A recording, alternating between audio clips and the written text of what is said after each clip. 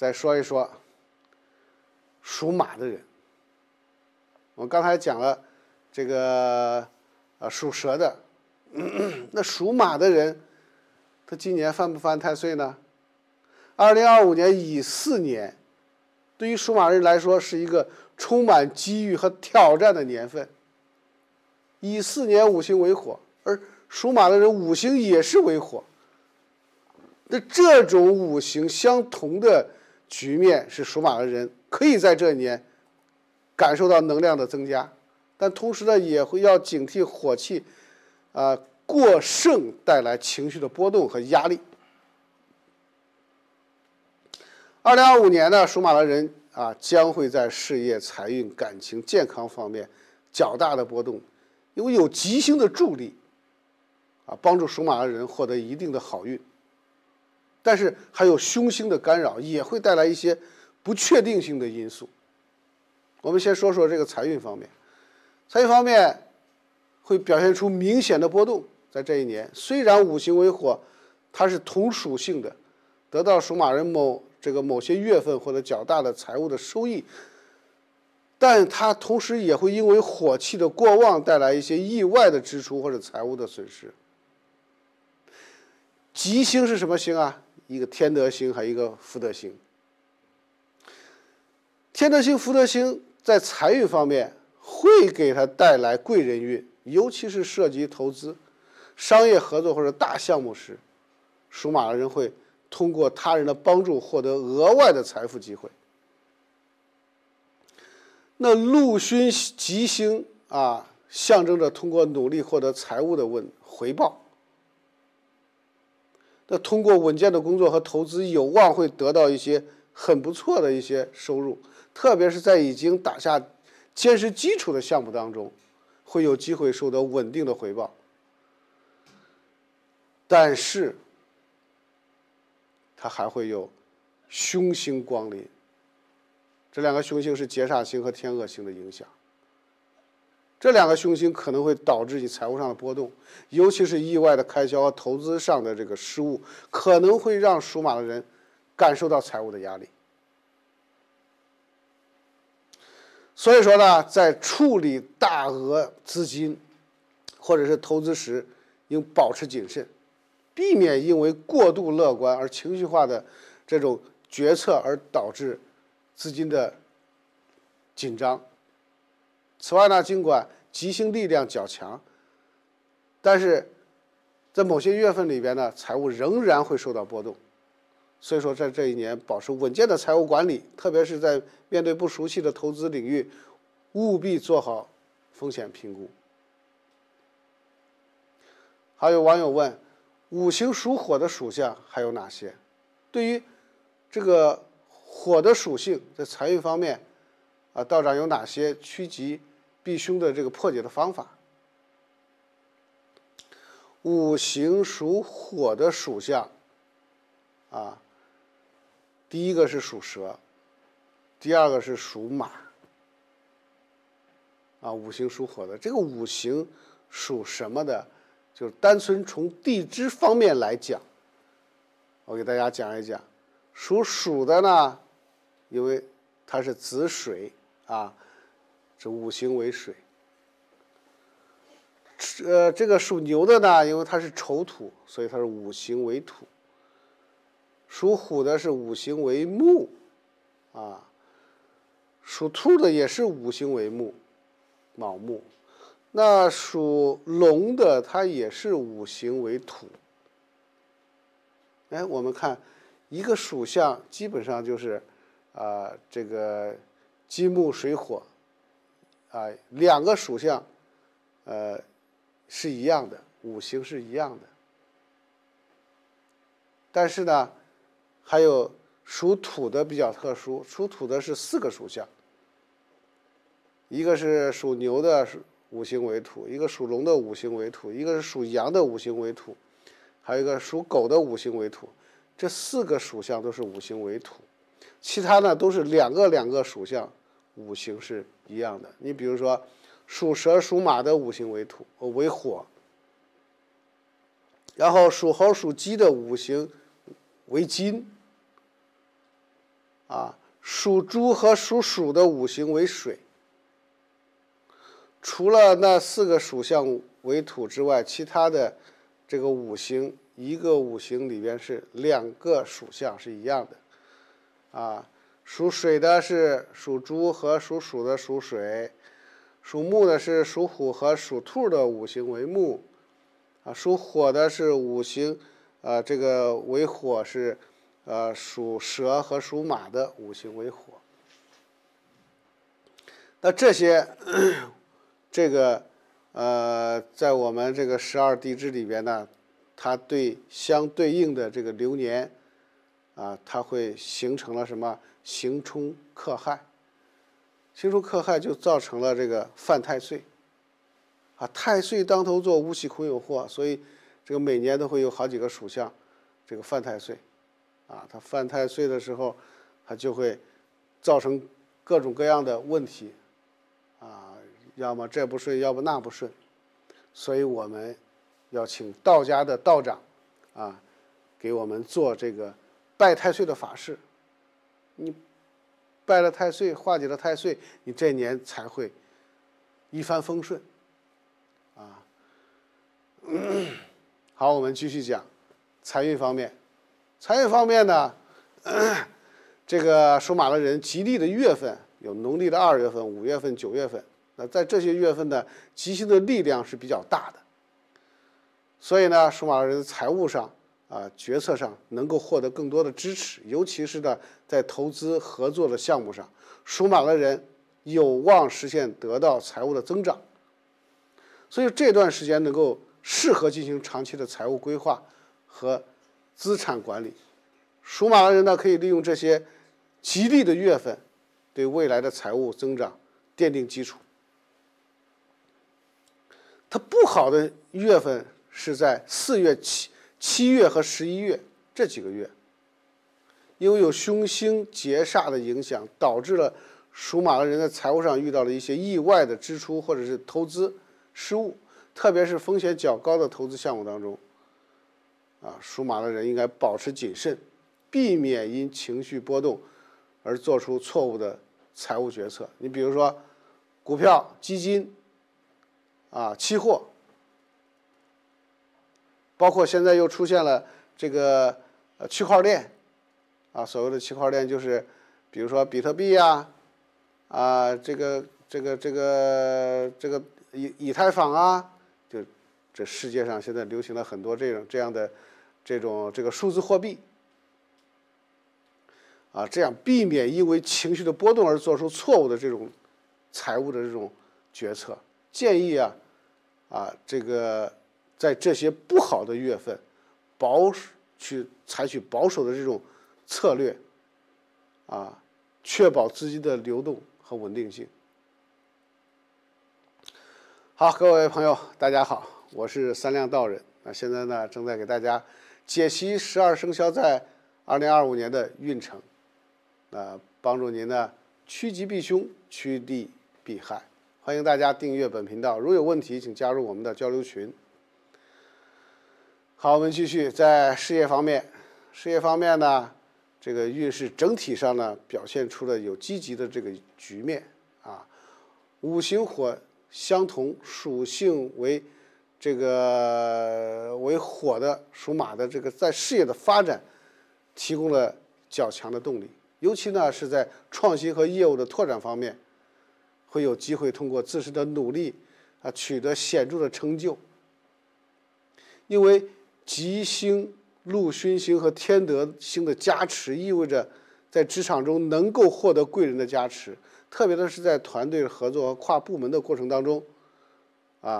能够通过展现领导力和管理才能赢得同事和上级的认可。所以天德吉星呢，它象征着这个贵人运，在职场中呢会遇到帮助自己的人，尤其是在处理复杂这个项目或者是工作的难题时，那能够依靠团队的这个力量实现事业上的突破那还有这个禄勋吉星，它会带来通过努力获得事业回报的这种机会，能够有望获得升职加薪、承担更大的责任的这种机会。特别是在涉及到管理、技术和创新行业的时候呢，这个表现突出，能够获得更多的职业的发展机会。不过呢，这个还有这个凶星这个指背煞和天恶星，这个会给带来一些某些方面事业带来一些这个阻碍，因为这个火旺年份呢，这个属马的容易情绪波动，或者是工作压力大，职场上出现了一些问题，团队的合作或者是职场的沟通这个过程当中，主要你需要注意同事或者上级的关系，避免沟通不畅或者意见分歧而影响了工作的进展。它吉利的月份呢是农历的3月份、6月份、10月份这几个月，因为吉星的力量比较强大，所以呢在工作当中它表现出色，尤其是在涉及这个创新项目，业务扩展或者是跨部门的合作当中，这个会通过自己的努力获得上司和同事的这个认可。这段时间呢，适合积极的去争取晋升的机会，参与更重要的这个项目。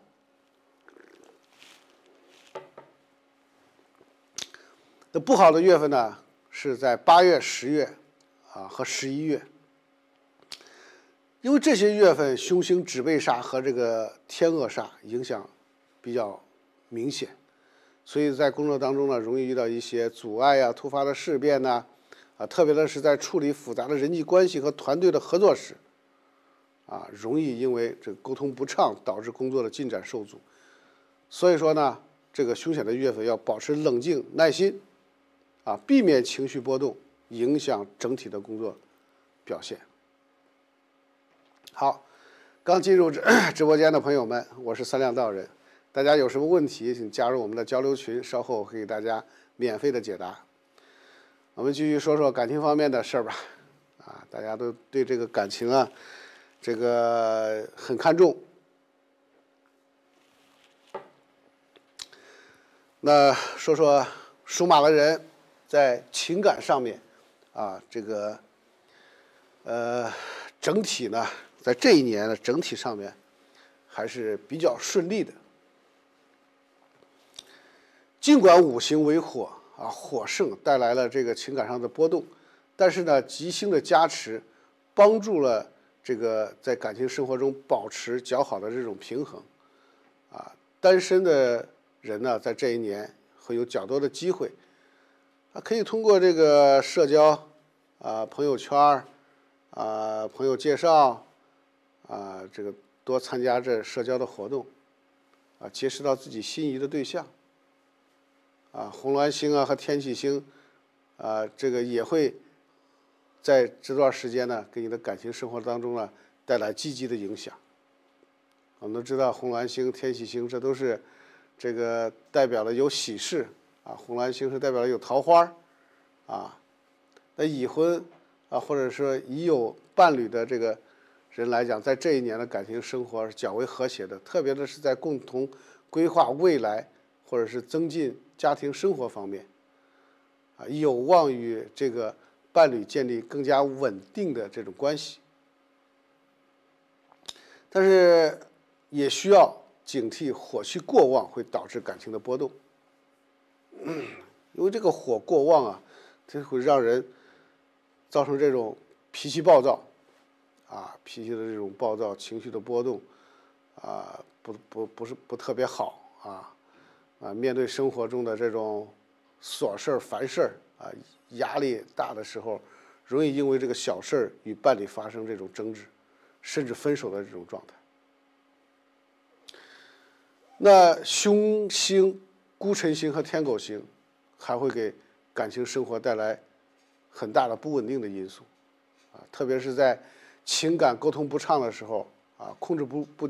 对自己情绪管理不佳的这种状态下容易这个因为情绪波动而造成这种感情的影响。所以说呢，在这一年应该多关注伴侣的情感需求，保持良好的沟通，避免小事影响了这个两个人的这个感情的稳定。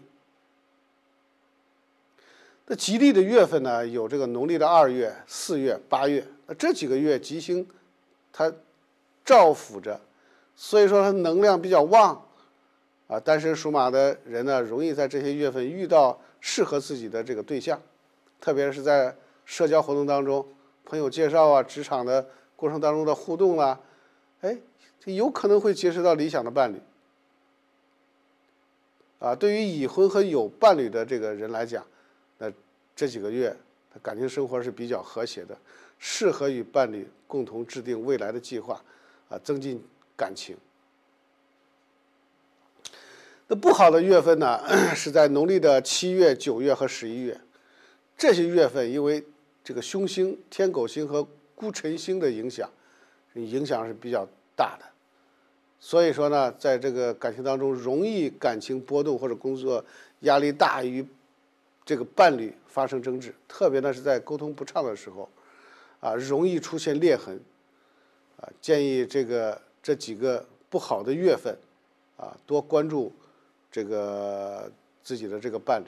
保持良好的沟通，避免不必要的矛盾。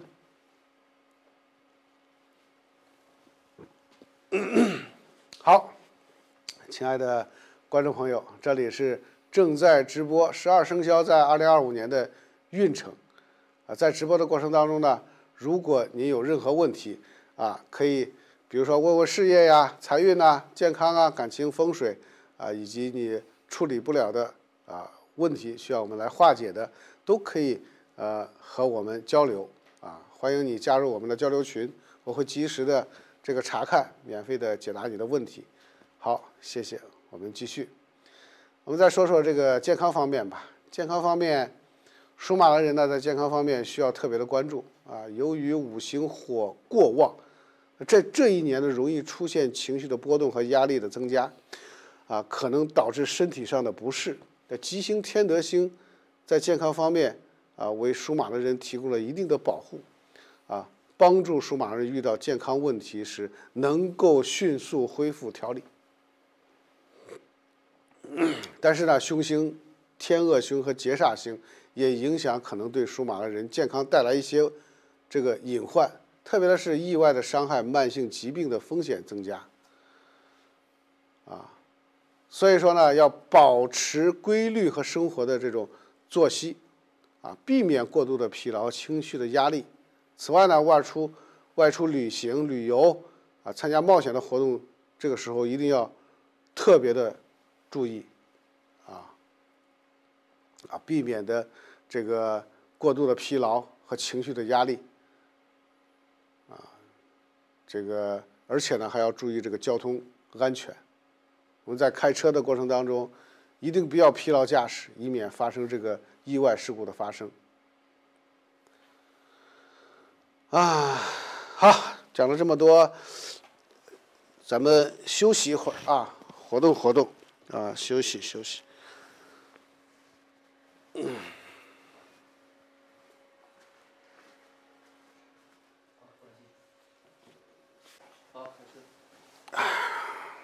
一下，走的有点早了，进来有点早了，这个是。现在咱录的吧？录了，没事。没关系是吧？好。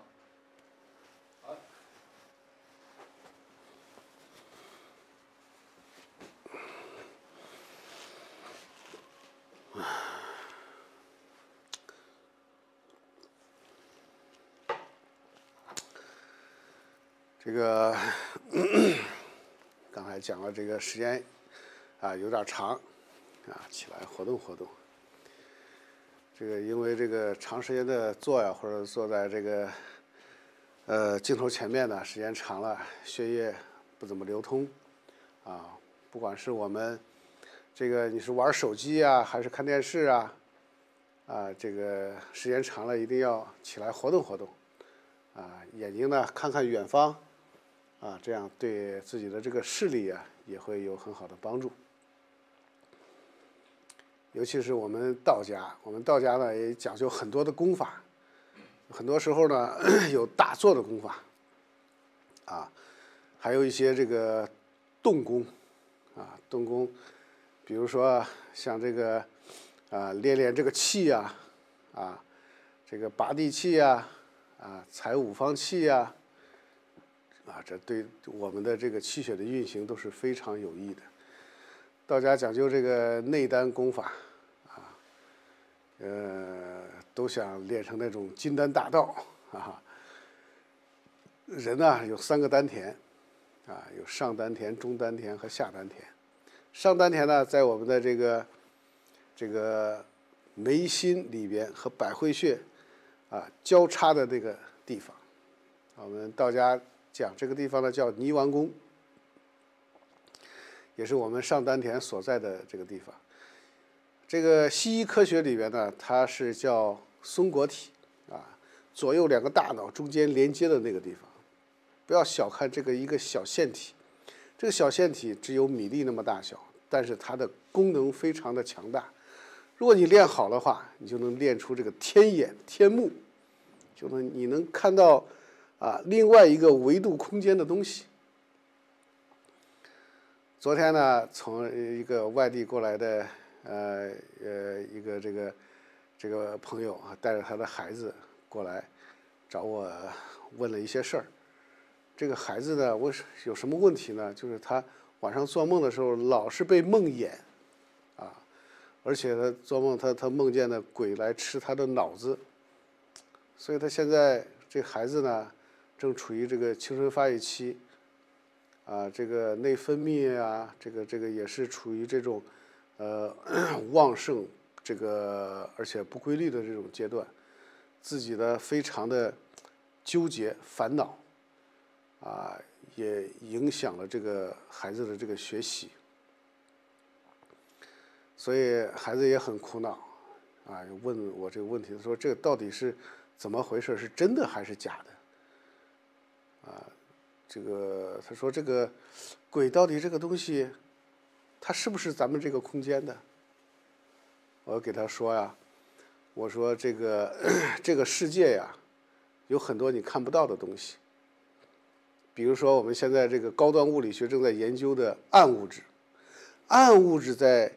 这个宇宙里边占了绝大部分。我们眼睛能看到的，无非只是占这个空间的3.5%。你说96.5%的都是暗物质，你看不到不代表它不存在。它不存在，只是觉得你看不到。但是呢，我就告诉他，鬼或者说是那种